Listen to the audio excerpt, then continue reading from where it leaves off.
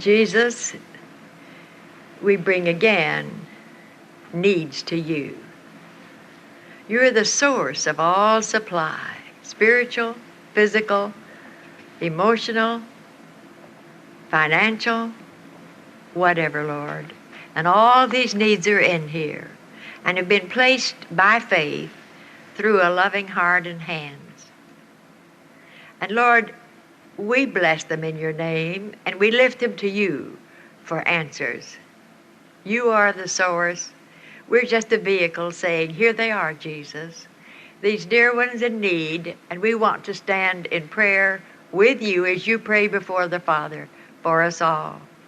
For we're told that you ever lived to make intercession for us. So we join in your life's work where you are now in intercession as we lift these loved ones to you. And we thank you tonight for the answers. Amen. When Uncle Jack was talking, I thought, I'm going to add one sentence to that when I get up there. I'm going to say, don't try to convert your preacher to CFO when you go home. There have been more ministers made mad and turned against CFO, and they don't know a thing about it. They've never been there. Somebody goes home, and they don't mean it. You know, I probably did it. I can't remember. It's been so long since I went to my first one. But you see, they feel talked down to. They hear somebody in their parish or their church telling them how, and don't do it. Glenn Clark said that going to CFO made you a better church member. Just go home and be what you've learned to be this week. And he may ask you what, and you just say, I just found a deeper walk in Jesus, and just let him watch and wonder what happened. As he keeps asking questions, if he does, well, then you may be able to share. But just take a fool's advice and don't go down and tell him right off where you've been and all that happened. And he'll really think you're weird if you tell him everything that's happened up here that we take for granted. Okay, Uncle Jack, I just thought I'd add that to your talk. Where is he? I want you to know I've got an angel, not on my shoulder, but it's almost. Earlene fixed this for me today, and this morning I was given another angel by, the two angels have given me angels today. Doris gave me one in a wreath, and sharing with two friends at noon, I began to feel that I should share a bit about angels tonight, and I didn't bring anything, and I worked all afternoon trying to get what I could think about, remember, and this little Bible, it's just worn out and marked and torn, and it doesn't have much concordance in it. It wasn't much help. So with the help of the Lord, I'm going to try to share, and I am very time conscious usually, but I may run over a little bit tonight because it's very difficult to get what I want to say, and I'm just giving you a part of it tonight as God leads me. The church is poorer because it has not taught the ministry of angels. I say that of all the churches. The Episcopal Church and the Roman Catholics have kept angelology alive down through. And most of the rest of them haven't. I never heard anybody talk about angels. And when I was a little girl and on up till I was a mother, I never thought of angels except guardian angels. And I kept in contact with them. I remember the first day that each of my little boys went to school. I sent the guardian angels with them. And I continued to do that more or less through the years. And when they went overseas, certainly. And when I'd get in certain vehicles with some drivers, I'd contact that guardian angel. I was with a nephew and his wife one night, and some of you have heard me tell this, Dot and Tom, and I don't know who else, maybe Daisy and Paul, and Joyce. Anyway, he was making about 80 or 85 miles an hour, going from Waco to Fort Worth. And his wife said, Billy, you're going to scare Aunt Ted to death. That's my name in the family. And he just kept driving, and my husband was about to have a fit. He was getting scared. We were in the back seat, of course. And Billy said, I'm all right. Nothing will happen to this car if Aunt Ted's in it. I said, Billy, they tell me that the guardian angel steps out at 65.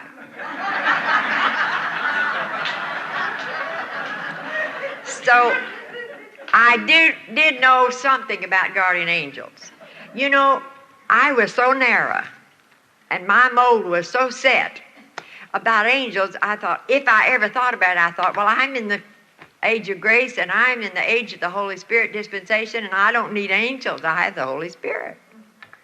Didn't have much up here about them, angels, or I wouldn't have ever settled for that. That's where most of us were, and that's where I was. And a friend of mine went to hear a preacher preach. She's a good Southern Baptist that's been, tampered with.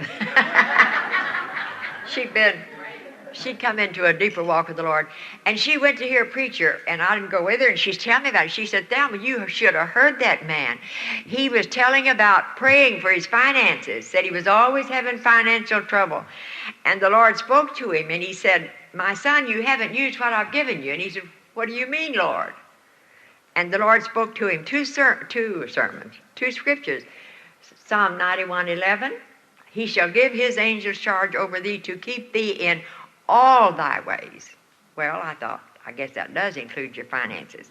Well, then the other scripture was Hebrews 1:13 and 14, where he's speaking of angels, and Paul said, are they not all ministering spirits sent to minister for those, not to those, but for those who should be heirs of salvation? Are you an heir of salvation? Amen. I am too. But they weren't ministering for me because I didn't put them to work. I didn't give them anything to do. And about 1968, I guess, she told me this. That hadn't been very long ago. And I thought, angels, now listen here. Then I went to a Northern California CFO, and I was speaking, and one afternoon, as I walked down to the dining room, a woman stopped me, called me, and says, Thelma, wait a minute, I want to tell you something. And we were walking along, and she put her arm around me, and she said, this morning when you were speaking, I wanted to tell you, I saw a half circle of angels around you, and I thought, oh, brother, that one of those women, I'm sure going to leave her alone. You know, I just checked her off as weird, and it should have thrilled me. You see where I was, how close my mind was to something that has proved to be so important and so profitable and so transforming is the word. It didn't only change my life, it transformed it. And so that's the way I reacted. But when Buna came back and told me that this man said that from that day forward, he'd never had to pray over his finances. Now, this was in the 70s, about 10 years after my experience with this woman that said she saw those angels. And so I went to reading. Now, I don't accept what I hear unless I can find it in this. Amen. That's my guide. It's the only one I know that's faultless and steadfast, and I can depend on it. And this is the only eternal thing I can hold in my hand in this world, right there. Not this copy, it'll wear out. It's already worn out, but I'm still carrying it. But I believe that there is guidance in the Bible for me and for everybody else. So I go to the Word. So I went to the Bible. I said, Lord, I don't understand this. I sure could use some help financially. My husband had passed away, and his mother had been ill with cancer for 10 years, and we had helped as much as we could with her hospital bills and doctor bills. And my husband was sick for 2 years. That is, he was unemployed those 2 years. He was not sick in bed until the last 2 months. But our savings had just dwindled and dwindled and dwindled. And I found myself in a situation that could have been 15 or 20 years earlier. It would have worried me to death, would have kept me awake at night. But the Lord was gracious. I wasn't really worrying, but I told the Lord, I said, I need another $100 a month after I heard about this report. And I'm going to try and see if it'll work. I need another $100 a month to have money to share and do what I need to do and what I'd like to do. And so I read the Word. And I read for 3 years before I ever spoke on angels. Billy Graham's book hadn't come out, none of these others. I read some things that I could find. Some of it I threw away. But this is what I discovered, friends. as well, if my memory is correct. I discovered that angels are mentioned or referred to 118 times in the Old Testament. There are 39 books, and the Psalms has 150 chapters. There are 27 books in the New Testament, and some of them just have one chapter. And they're mentioned or alluded to 165 times in the New Testament. That was an eye-opener. And I also was aware, now I'd read the Bible and been trying to teach it. I told you I've been trying to teach it since I was 17 years old. I don't know why I didn't see that Peter needed angels. He was in the age of grace. Well, it was a gradual opening of my narrow vision of what God has for us, and trying to believe things that, well, that's not the way I've learned it. You know, they say the famous words in most churches, famous 7 last words, "It never happened like this before." So that's kind of where I was about angels. And but as I began to read and study, I want to share with you some things. And some of these are going to be real experiences that I know about and was a part of most of them. Angels, perhaps you know this, but I didn't know it. Angels are created beings. They're not people that died, good people, and turned into angels and went to heaven. That's what I used to think when I was a little girl or a young girl. I thought when I died and went to heaven, I'd be an angel. I never had been one down here. But I thought when I died and went to heaven, I'd be an angel. That's not true. Angels are created angels. And they're not a race of people. They're creatures created by God. And a third of them fell one time. Angels can trip and fall. And they were cast out of heaven, you know that, when Satan was cast out. A third of the angels went with him. I think God's heart must have grieved, but he let them go. Angels are created. Their nature is, they're very powerful. They're very wise. They are not deity. They refused worship. Anywhere you read it in the Bible, sometimes people fell down to worship them, and they refused worship because they know they're not deity. They do not heal.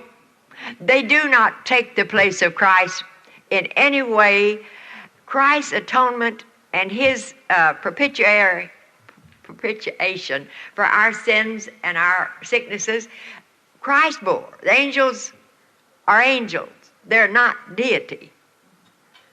They never die. I can't remember all the things that I have at home about them, but that's something about their nature. They can come out incognito to earth and take the form of men. I never heard of a female angel. Girls, I'm sorry, but I haven't. But usually they appear, and from Genesis through Revelation, they're mentioned 60-something times in the book of Revelation. It begins in Genesis. Abraham killed an animal and served these angels, and they must have looked just like the people in his country, and they talked his language, and they ate, was it a kid or a calf he killed? I believe it was a kid. And then they had bread, and he sat and talked with these 2 angels so they can come and take the form of man. They have a dual ministry. They are created to worship and serve God before the throne, and the visions that John saw of it, and visions that some of them that have about to slip over will tell you they see the angels up there. I had an aunt when I was a little girl that died, and she told me, she said, "I can't see you, honey, but I can see angels. Don't you see those angels?" Well, I didn't see any angels. It kind of scared me. So they are worshiping God, and they do his bidding. There's no disobedience in one of them anymore. The one that were disobedient are with another captain now. They're following Satan. And so this is a bit about their nature and their ministry. So their first, I suppose their first duty is worshiping and obeying God in heaven and doing his bidding there. But they also come earthward and minister to the body of Christ. God's family. That I didn't realize. In fact, I hadn't thought very much about. I knew they sang holy, holy, and there were thousands upon 10,000s, the word said. And they're numberless. That's another thing about them. And, well, these are some of the things I began to find out about them. I wanted to know about their nature and etc. That's enough of that. So then I began to read in my concordance what they did. Well, I won't begin to tell you, but I did remember two scriptures that I always refer to. One is in 1 Kings, the 19th chapter, verses 5 to 8. Elijah had just won a victory, and Jezebel was after him, and he'd faced the prophets of Baal and been through an awful battle with them, and let one woman scare him so bad he went and hid from her. She must have been a sight, that woman. You know, I've heard people call some woman a Jezebel. I don't know of anything that would hurt me worse than to be called Jezebel. That's just about the worst thing I can think of, don't you think, Ruth? To be called a Jezebel. Well, he was scared of Jezebel, and he hid, and he went in a cave. No, and he was under the juniper tree when this happened. Did you ever get under the juniper tree? Well, I was under it about 6 weeks ago, crying out and saying, Lord, they're all gone but me. All of my age. And here I am left. And he said, they're all gone but me. Why don't you just let me die, Lord? Well, if he had, he'd have missed going to heaven in a whirlwind. If God had heard his answer, his prayer. But Elijah was afraid, and there weren't any cafeterias where he was, and he was hungry, and he was tired, and he was thirsty. And so God sent an angel. That's in 1 Kings, I gave you that. And the angel told him to rest. You go home and read that now. There are two scriptures, and I may have crossed a little bit because I didn't have a note with me, bring with me. And so the angel gave him drink and baked a cake, it says. And the scripture says that he arose and went 40 days in the strength of that cake. And I always have to say this, girls, wouldn't you like that recipe? He went 40 days in the strength of that cake. Angels baked a cake for Elijah when he was in hiding and fearful. So they ministered to people. And in 2 Kings, in the 19th chapter, the Assyrians, you know that story. They were coming against Israel, and Sennacherib was ready to come down, and we're coming down, and we're going to take you. And the prophet of God called out to God for mercy. And do you know what happened that night? God sent one angel. Now, I don't know how many men were in that Assyrian army, but they had a big army, a formidable army, and one angel slew 185,000 Assyrians one night. And he's still alive. If you get in a jam, that one angel is still around. He's still alive. They don't die. Now, this was Old Testament, but God says he doesn't change. And so, if you get in a jam, or if you don't get in a jam, I suggest you get in touch with, now I don't see angels. I can see this one, and that lovely one that's in that little wreath that Doris gave me, little white angel. And there are two up here, bowing so darling with little wings. But these angels are sent earthward to help God's people in distress. Now, girls are not going to come in and make your beds. And fellas are not going to come in and fix your flat. That you can do. They meet us in our distresses when we're up against something we can't handle. And that's God's purpose. And in Psalm 68:17, I found this. The chariots of God are 20,000, even thousands of angels, and the Lord is among them. Isn't that interesting? Isn't that encouraging? Well, then Psalm 34:7 says, the angel of the Lord encampeth round about whom? Them that fear him, to deliver them. And I never knew there was angels camping around my house. Did you? So I didn't rely on them. And so when I was alone at night, and my husband's work took him away, and I was always a bit scared at night. I didn't know there was angels camped round about me. And I'm going to share this. I know of the missionary to whom this happened.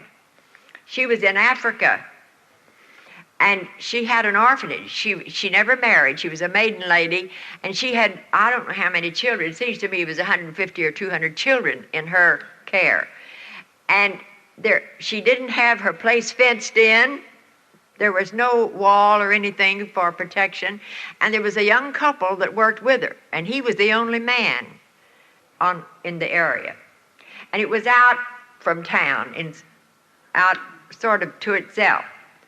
And a runner came one evening to alert this missionary, and he said, there are some marauders on the way, and they're killing and stealing. Oh, and she'd just gotten her rice and wheat and things to last for rainy months or something. She had quite a store of food that she'd brought in, and said, they're looting and killing, and said, we thought you should know. Well, she had no protection, and she called the children in, and this young couple, and they got down on their knees and they prayed for divine protection. And she sat up with the couple, as I remember the story, and they finally put the children to bed after prayer. The next morning, a man came to their door and knocked. He said, where are all those soldiers you had here last night? What'd you do with those soldiers you had here last night? She said, what soldiers? He said, soldiers, you had hundreds of them, and every one of them had on white uniforms. I said, we came here to get in, and we couldn't get in. You see, they did encamp round about those people.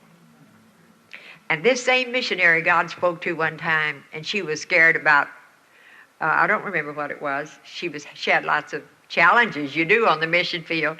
And God spoke to her and says, where are you living? Well, she said, Lord, I'm living in wherever it was in Africa. He said, just move in on 91st Street. Move in on 91st Street. Abide under the shadow of the Almighty. Isn't that good? So she did. She learned it. Now, these stories I knew, but I thought that's a missionary in Africa. That's not for me in Fort Worth, Texas. And I simply could not receive it because I hadn't ever known that, and I hadn't believed it, and because my limited mind didn't know it, I discredited it. Isn't that foolish? We never learn when we live like that. Well, as I began to read, and I read in Luke, an angel spoke to Elizabeth about John the Baptist. An angel came and announced the conception of Jesus to Mary, and then later to Joseph, and then took Joseph and Mary into Egypt. And the angels, the baby Jesus needed angels even. The Son of God needed angels. And who am I to think I didn't need angels? The angels sang the welcome chorus at the birth of Jesus. Yes. Welcomed him to earth. Just the angels.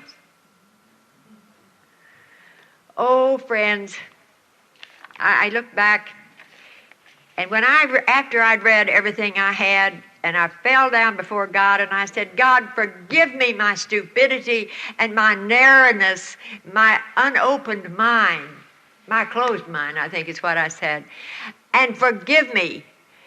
And then I turned, I live by myself, and I can talk out loud if I want to, and I said to the angels, and I apologize to you. I've ignored you for all these years. And I wasn't aware that you were around, and I haven't used you, but there's going to be a change made. We're going to work together, and we're going to get things done for God, and I'm going to send you out. So I started in the mornings, and I thought, well, it's no good for me to send them out. I don't know where to tell them to go.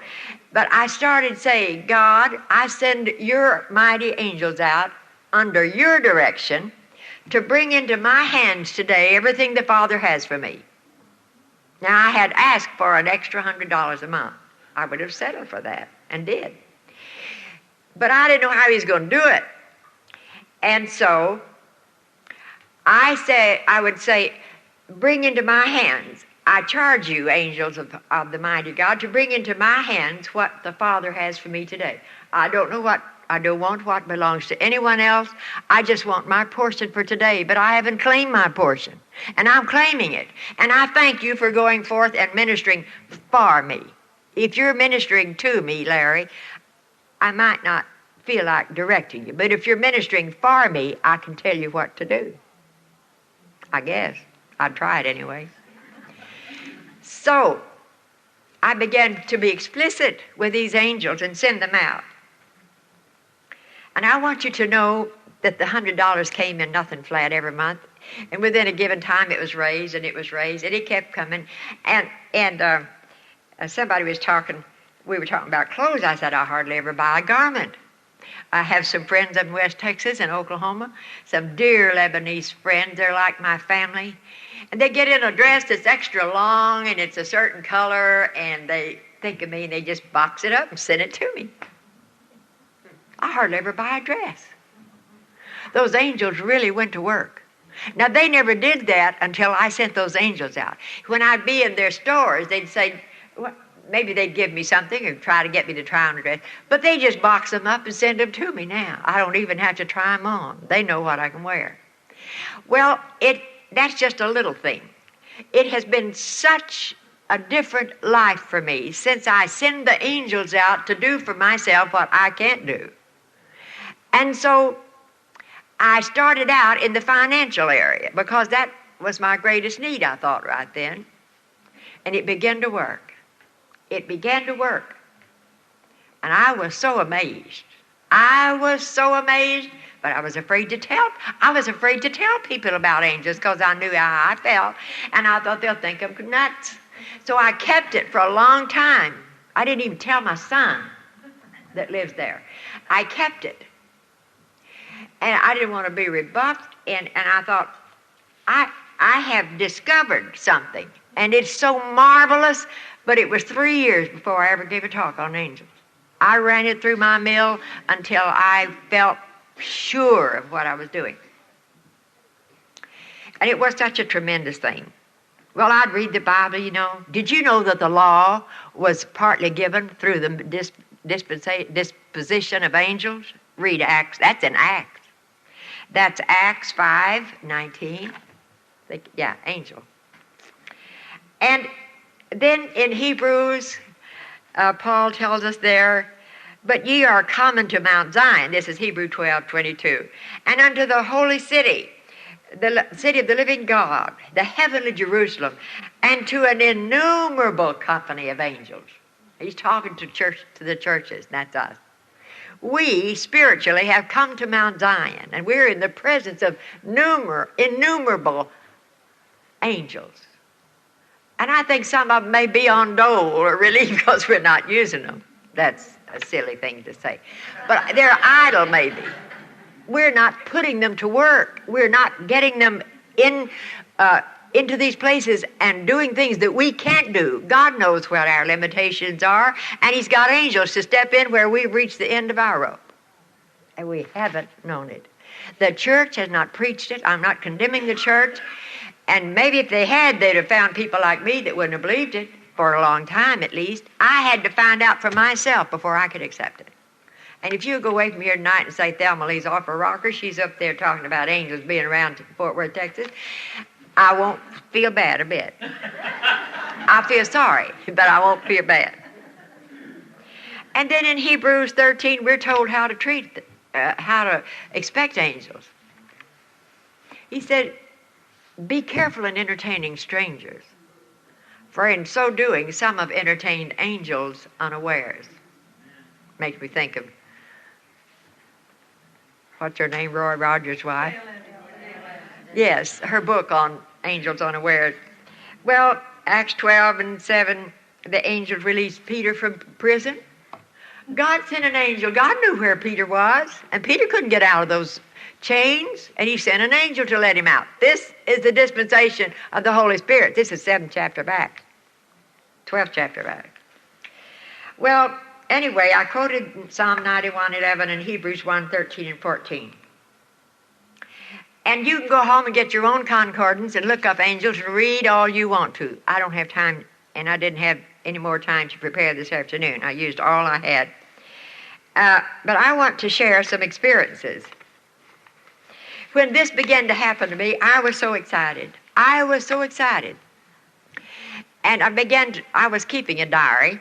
I have been since 1959, so I was writing things down that were happening. And as I look back through those diaries the last 6 months for some material, I was amazed at what those angels did from 1959. No, I didn't know about that in 59, but the diaries were 59. This started about in the in the 68 or something, that I began to get my eyes open to their ministry. And I began, so it must have been in the 70s that I began to speak on angels, because I didn't for 3 years. So I thought, I was in Grand Rapids, Michigan, visiting in the home of friends, and there was a woman there, a teacher in the public schools, whose daughter was in ORU. And we were having a group meeting in a home that night, and I was speaking to them, her mother and father's home. So this girl told this story. She and her roommate left the campus at ORU one afternoon rather late to go to a little place close to get some ice cream. And if you've ever seen ORU, it's a wooded area almost all the way around, particularly on that side where the little store was. So it was late, and they sat in there and talked, and it began to get dusk. Now, where there's lots of trees, you have dusk. Where I live, we don't have dusk. It's daylight, and then it's dark. There are not any trees. But those girls were headed back to the dormitory. And as they started down that road, a car came by with 2 men in it, and the men stopped and asked the girls to get in, and they thanked them. And so they went on around that drive that goes all around, and they saw that car coming back, and they began to pray up a storm. And they prayed, and the men stopped again, and I believe that was the trip. One of them said something to them that frightened them very much, and they refused to get in the car. And I don't know what happened then, but the car left the second time without them. Then they saw them coming back, and they were deeper into the wooded area. And she said they cried out to God. And she told us, she said, you won't believe it, but I saw it. She said, before us appeared three men in football suits, shoulder pads, headgear, knee pads, the whole bit. ORU doesn't even have a football team. Everybody knows they got a basketball team, but there's no football team there. And she said those 3 fellas were walking step by step by step in front of us, just a few yards. And where they came from, we didn't know. And they walked in front of us. And when this car came back the third time, they saw those men, and they went on and they didn't see the car anymore. And those 3 men in white football uniforms walked perfectly rhythmic steps till they got within very close to the dormitory and disappeared. She said they just disappeared. And we went in and got a bunch of the boys and girls, and we got flashlights, and we combed those woods, and there were no football players there.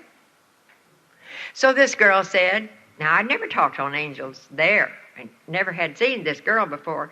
She said, we knew it had to be 3 angels God sent down there to take care of us.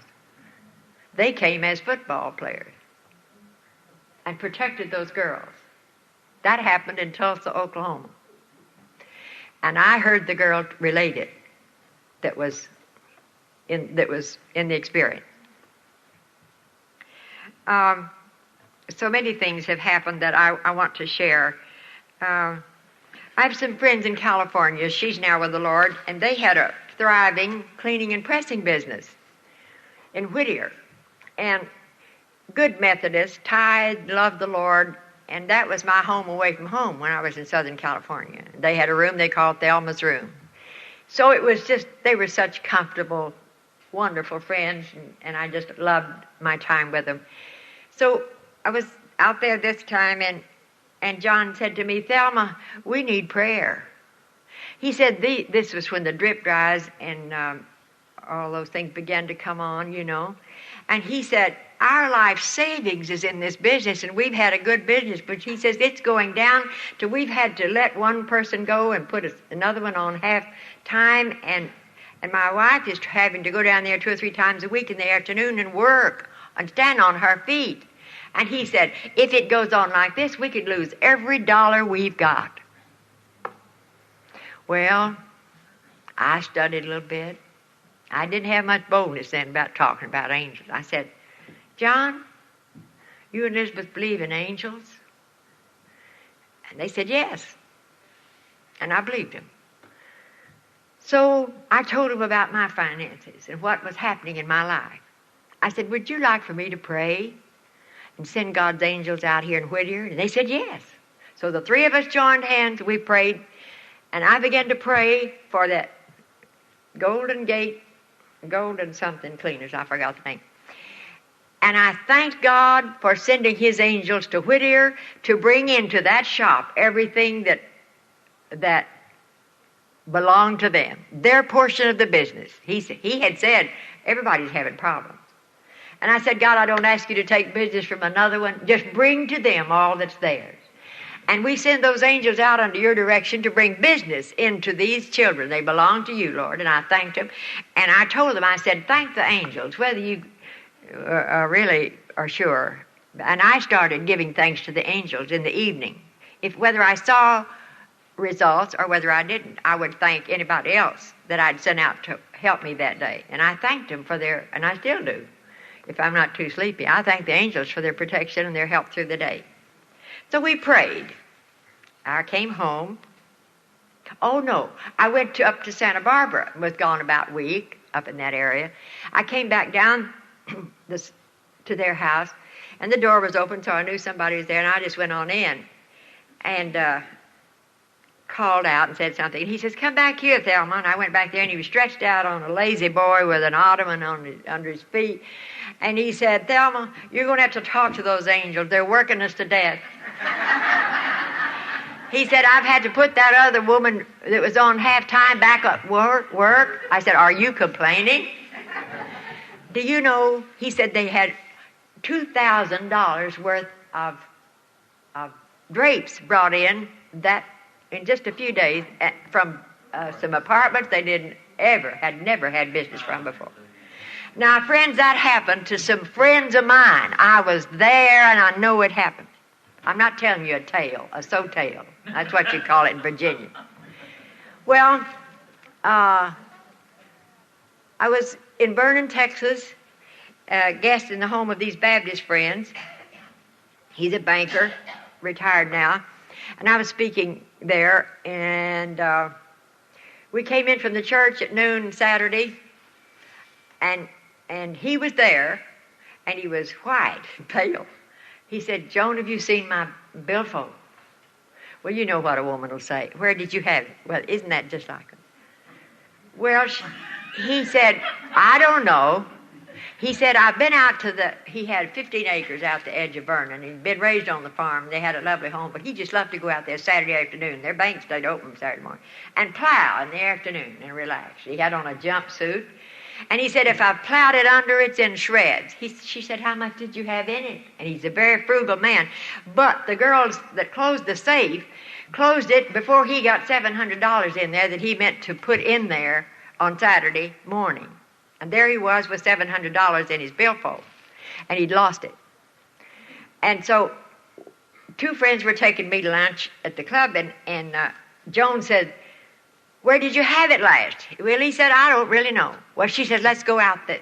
She said, let me get on a pair of jeans and let's get 2 rakes and go out there. And he said, and rake 15 acres?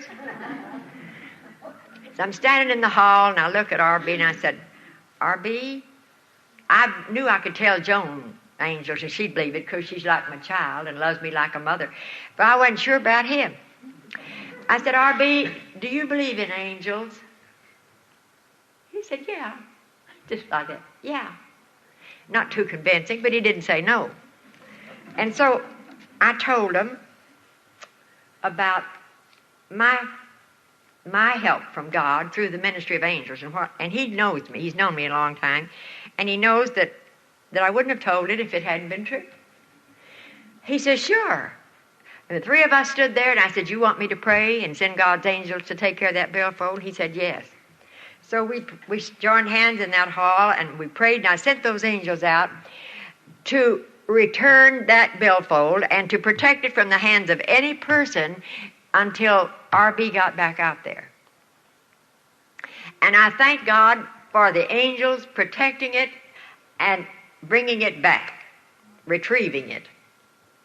And I went on to the club with these two friends, and we'd been there about 20 minutes, and we'd ordered, and I was waiting. We were waiting for our meal, and I was paid on the phone. And Joan was laughing and crying at the same time. She said, Thelma, R.B. drove right to that place, got out of the car, and it was on top of the ground, untouched, and every dime was in it that was in it. He gave me $50. Pays off sometimes. Okay. Now you say that's providence. Maybe so, but it didn't happen to me till I got the angels on my list and in my employ. Do you know that God loves you enough to send you angels to be employed by you, and maybe you haven't been asking them to do a thing? Well, that's where I was. And oh, when I got my eyes open, it was the most exciting thing. It was the most exciting thing. There's a story. Now, I got this in Canada, in Ontario. And the woman with whom I was visiting had a friend who was a sister of the woman the family I'm talking about that lived in Warsaw, Poland. He was an itinerant minister. It was the days of the war, World War I, I guess. Hitler, was that World War I or II? And this man was in the Ukraine, and he had a little car and was traveling around, no contact with home. And they owned a bakery in Warsaw. And there were 15 people in his family, counting his children and grandchildren. And he would be gone weeks at a time. And God spoke to this man and said, go home. Well, he thought somebody was really sick at home or something bad. So he said, Lord, I'm not through with my ministry. Well, the Lord spoke, he said, go home. So he went home, and he got home, and his family was all well, and he prayed. He said, God, I don't understand it. I wasn't through with my circuit, or whatever he called it, and my family's all right. Why did you bring me home?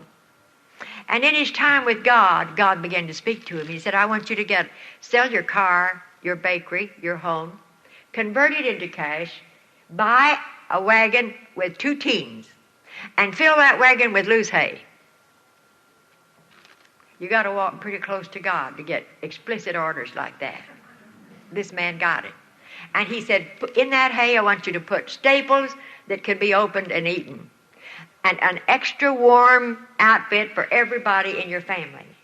And I'll tell you when to leave. You are to leave. Now, that's a big order, isn't it? That is a big order. So the man sold everything, got the wagon, put the hay in it, got the clothes in it, and he waited, and I've forgotten the time, so I don't know about that. It seems to me like it was 10 days or something like that. And one morning around 2 a.m., it was like a big hand hit him on the shoulder and said, you have to leave now and get your family into that hay and drive. You be the only one visible and start driving. And he said, God, I don't know where to go. He said, go toward the forest.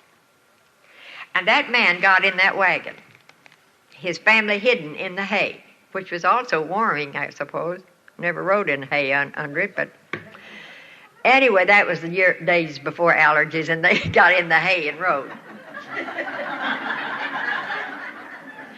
And they rode until nearly daybreak. And a man in a brown uniform appeared at the head of the first team of horses and stood there with, I don't know what he had, is it a bridle on a horse's head? He touched the horse. And this minister became frightened because he said Hitler's henchmen wore brown uniform. And this man spoke to him, and the minister said, just a minute, please, sir. And he got out and went around the wagon, and he said, God, is this a man that you've sent to us, or is this one of Hitler's henchmen? And God said, you can trust him, I sent him. And every morning they would go into hiding somewhere. And the man in brown would walk ahead of the horses and lead them. And they'd hide for the day. Then they'd travel at night. And every morning at a given time, this man appeared. And then when it was time for them to rest, he disappeared. They didn't see him. This went on for days. And then finally one day, they came into a clearing, and it was a refugee camp. And this man said, "You'll be safe in there." And they were saved. And the night they left Poland was the night that Hitler's hordes came down and ravished the city. I did know their names, but I've got it at home, but I've forgotten it now. But that happened to a family that my friend in Ontario knows. And they said, "We are convinced that God sent that man, an angel in disguise, to lead us every night and take care of us and help us to hide during the day." And they got out of Poland. Isn't that amazing? It's very amazing. I've got a friend that was interviewed in CBN a few years ago. When did we have the annual at Hampton, Virginia? How long ago? About 8 years, 7 years? 79. And they took a busload of us over there from the annual to CBN. And it was in that small building they had first, and they could only seat 42 or 3, and that's what was on the bus. We got there, and there sat a woman. I sat right there that I've known for 20 years from Lubbock, Texas. And her husband was being interviewed, and he's an oil man. And I can't tell you his name, but that's all right. I know him. I've known him for quite a while. And so he and his friend were in partnership. They owned a plane, and they were scouting around in Arkansas over the Ozark Mountains. And they looked, and they were about out of gas. And they're over some mountains in Arkansas. No place to land. They began to pray. They prayed up a storm. Now, he told this on the television. Some of you may have seen this and heard it. And they began to pray for a place to land. They had to get down or they would crash. And they spotted a farm with white fence all the way around it. It looked like it was not a large plane, just a private plane, that they could land there with ease, as easy as they could land anywhere. So they headed for this place to land.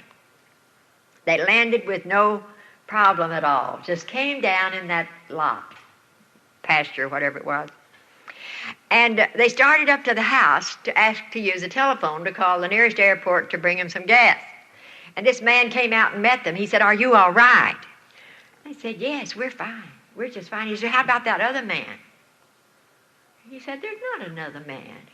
He said, "Don't tell me there's not a man. You don't see a man riding on the wing of a plane and landing very often. And there was a man on that plane on the wing when you landed. I saw him." Well, this fella said God sent one of his angels, and he rode that plane down with us, and nothing happened. Now, I know that man, even though I can't tell you his name, precious CFOer. That's where I met him, he and his wife. And I'm sitting right by her and just patting her knee and laughing. I had no idea who they'd be interviewing, but it was somebody I knew.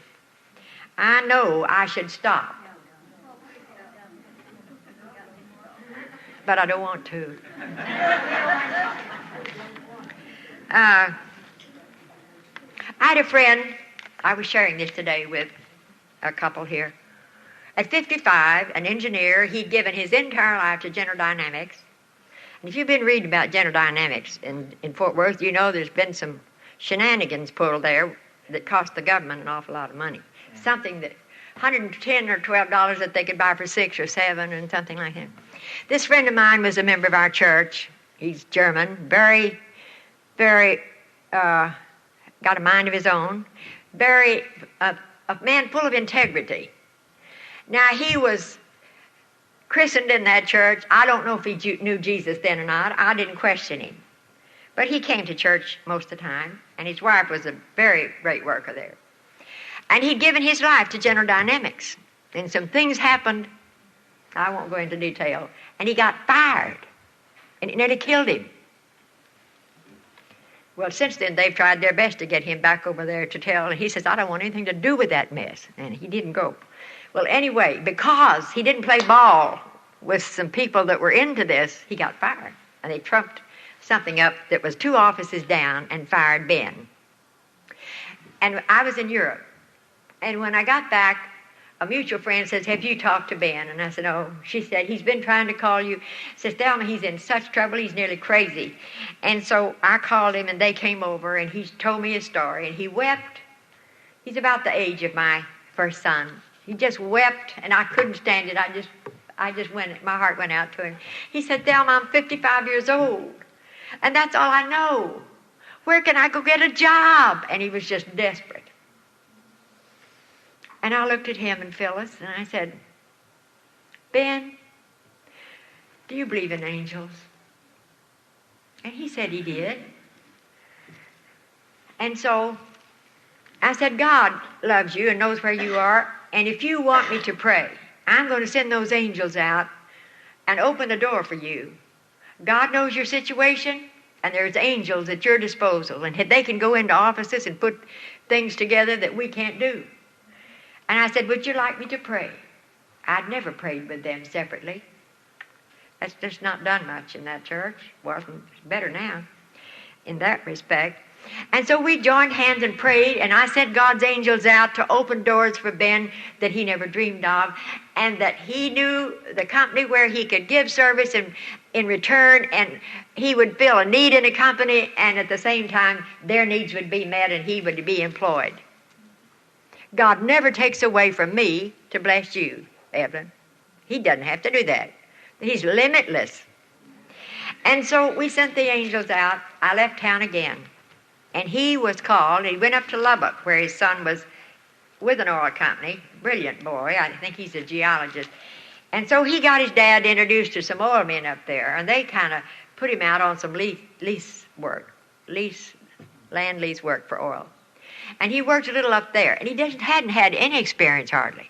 And I don't know, and he doesn't know what happened, but he got a call from Mississippi. And they wanted to know if he could come down there. They'd pay him $100 a day. Now, this has been, oh, goodness, I don't know how many years, about 8 or 10. $100 a day was a lot of money for somebody that didn't know any more about what he was doing than Ben did. And said, we'll pay you $100 a day for 6 months, and we want you to come down here in Mississippi. Well, during this time, Ben was getting up at 5 and 5:30 in the morning and reading the Word of God. And he began to grow like topsy. I tell you, he just grew and he grew and he grew in the Lord. And he began devouring God's Word. He'd never read the Bible, he said. And he and Phyllis began to pray, and they began to walk together, and they began to send those angels out. Well, when that assignment was over, he got another one and another one and another one. He was making more money than he'd ever made in his life, and witnessing to people. And he went first one town in one state. He went to Louisiana. He went to East Texas. He went to North Texas. And he was working and telling people how God answered prayer and that they had angels they could send out if they got in a jam and needed help. And he told his story.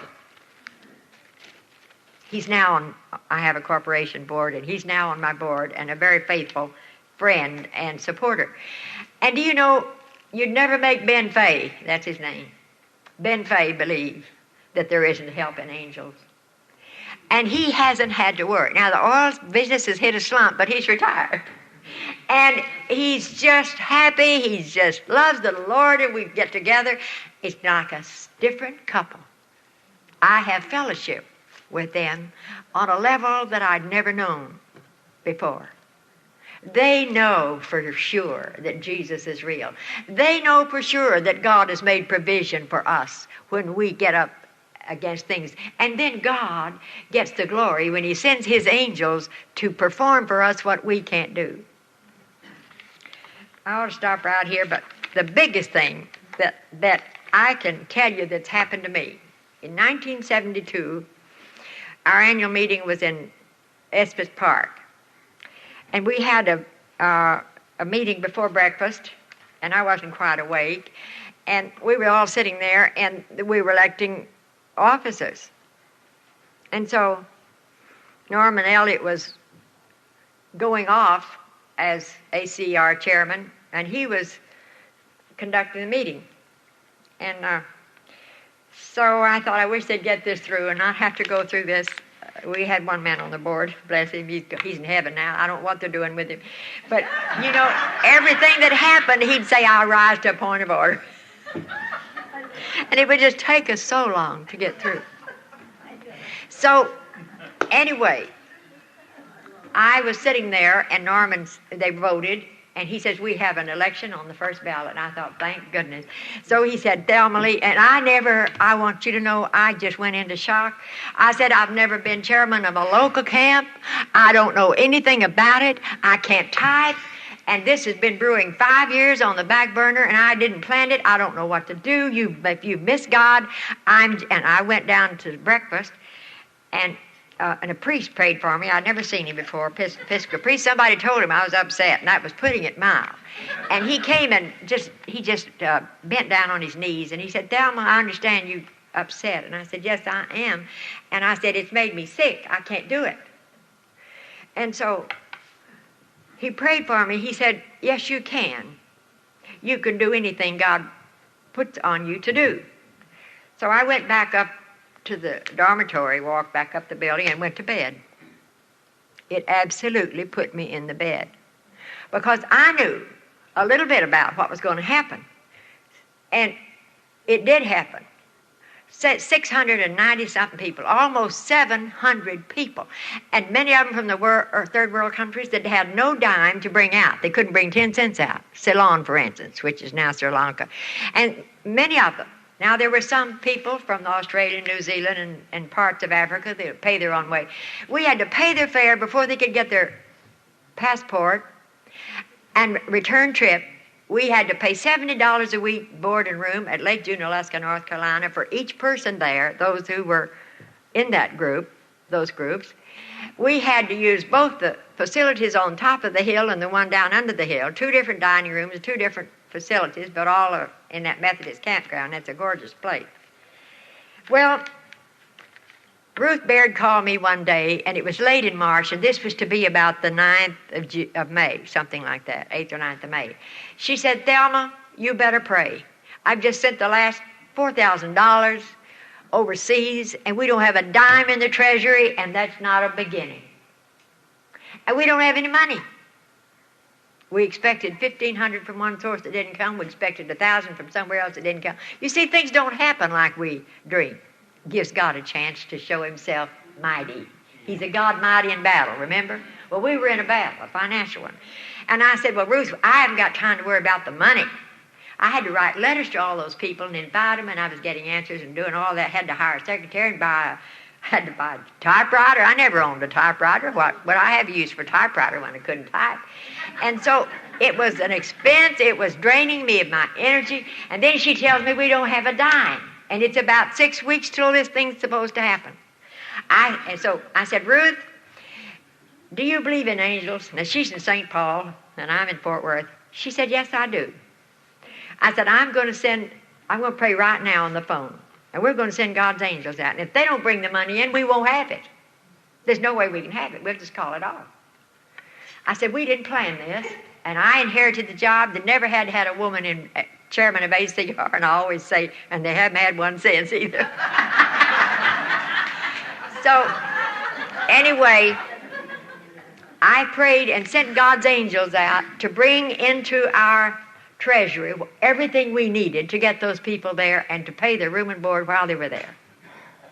This was, as I said, late in March sometime.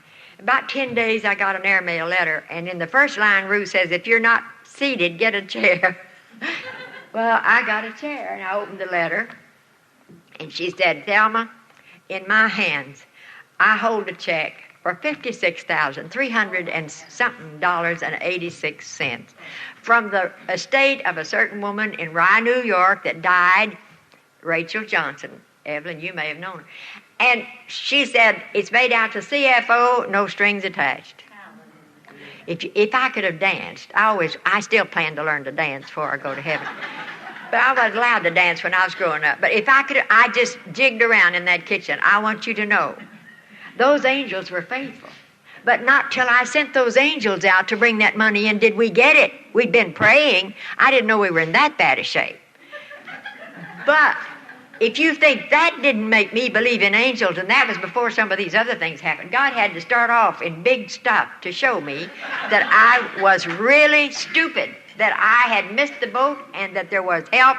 And I want to tell you tonight, even though I'm keeping you past time, that God has angels at your disposal and mine.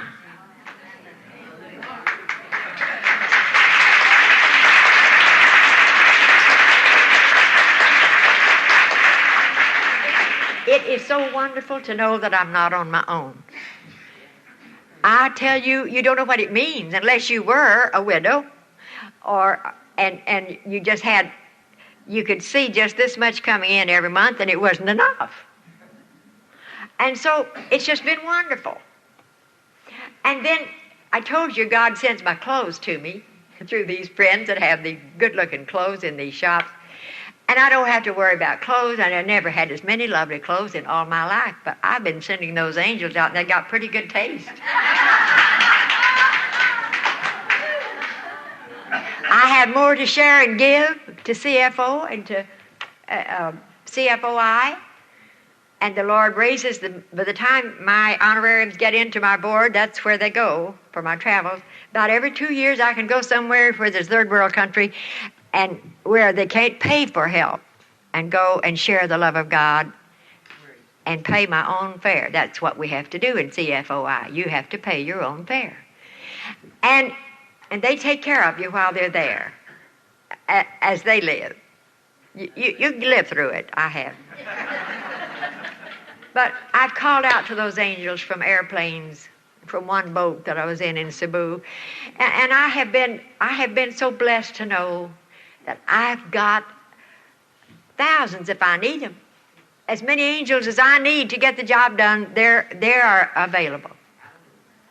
And if you've got some problems in finances, and I can tell you about some real estate that wouldn't sell, and both things sold the same week in Georgia, and they had multiple listings, radio spots and everything else, and those houses wouldn't sold, and both couples were young and bought the second house before they sold the first one, and they were both about to lose both houses.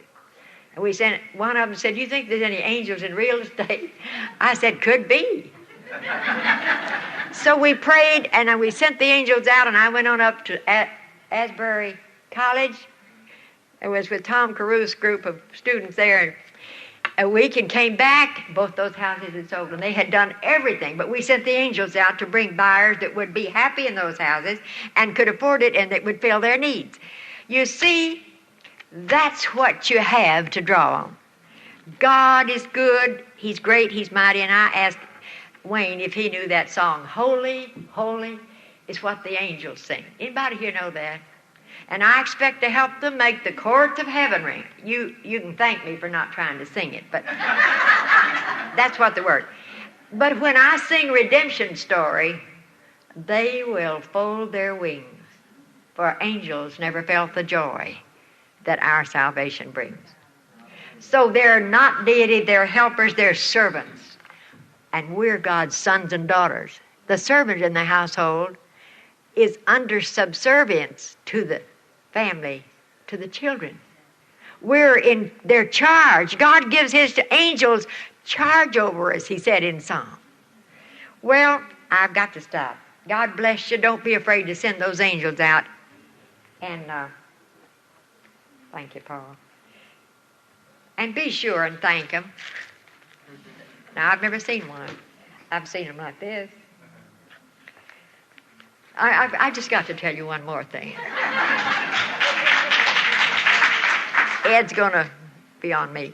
But after I got my eyes open a little bit about angels, I'll tell you what happened in Mexico one day. I was speaking there, and there were several people there. One woman was there from New York, and she was on CFOI board. And so she met me in the hall up in the day sometime, and she said, "Thelma, come here, I want to tell you something." This is about 10 years after this incident in California happened. She said, "I want to tell you what an unusual thing happened to me while you were speaking this morning." She said, "I was sitting like here, and I was straight from my vision over here, catty-cornered, where it's an empty chair or two. I said, I saw Jesus sitting in one of those chairs. And she said, you were speaking, and he'd hold up a cue card. And you would say it, and he'd smile and lay it down, and he'd pick up another cue card. And you'd read it, and he'd smile and lay it down. She said that went on, and she said, I think that, and I hugged her neck. I'd grown since then. I'd grown enough to receive that. That was the most beautiful thing. I said to her, I forgot her name, I said, oh, please pray I'll keep reading those cue cards right. I'm so happy. I'm so happy you let me come to Capon Springs. And I thank everyone up there. And it's been such a joy to be with Ruth and Wayne and everybody.